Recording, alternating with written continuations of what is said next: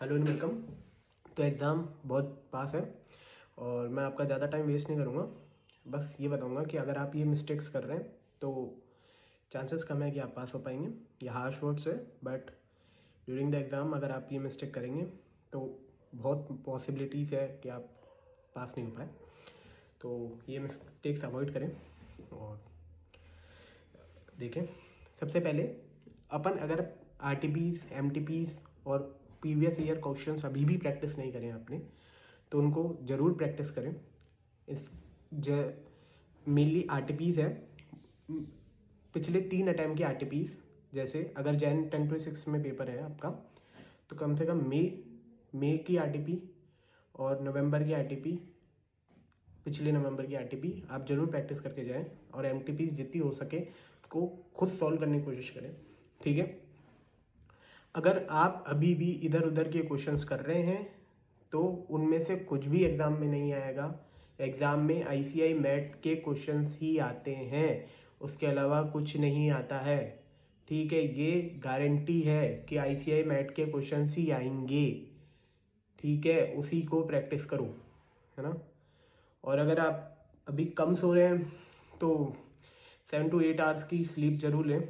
और नहीं तो आपको क्या है, प्रैक्टिकल सब्जेक्ट्स में एग्जॉस्ट हो जाओगे, है ना। ध्यान नहीं रहेगा, चीज़ें सॉल्व करना पड़ता है, वहाँ पे इंस्टेंट डिसीजंस लेने पड़ते हैं। तो उसको अवॉइड करें कि आप सो रहे नहीं हैं। 7 to 8 आवर्स आप जरूर सोएं। और अभी से 1.5 डेज का प्लानर बना के रखें कि मुझे 1.5 डेज में एफएम में क्या रिवाइज करना है और एसएम में क्या क्या रिवाइज करना है, क्या चीज़ मैंने पढ़ी है, क्या चीज़ मैंने नहीं पढ़ी है। कोई भी नई चीज़ नहीं पढ़नी अब। ठीक है। अगर आप सोच रहे हैं कि मैं नई चीज़ पढ़ूंगा तो बहुत मुश्किल हो जाएगी वो चीज़। ठीक है ना। तो 1.5 डेज का प्लानर, कौन कौन से चैप्टर मुझे पहले करने हैं, कौन कौन से चैप्टर मुझे बाद में करने हैं, वो बना के रखें। और खुद जितना बनाएंगे जितना फ़ायदा होता है। और अगर आपने अभी भी हैंड्स ऑन नहीं करा है क्वेश्चंस के ऊपर, तो हैंड्स ऑन जरूर कर लीजिएगा। जरूर से जरूर, जितने प्रैक्टिकल सब्जेक्ट है उसमें क्वेश्चंस में ऑडिट मत करिएगा, हैंड्स ऑन करिएगा क्वेश्चंस की। ठीक है।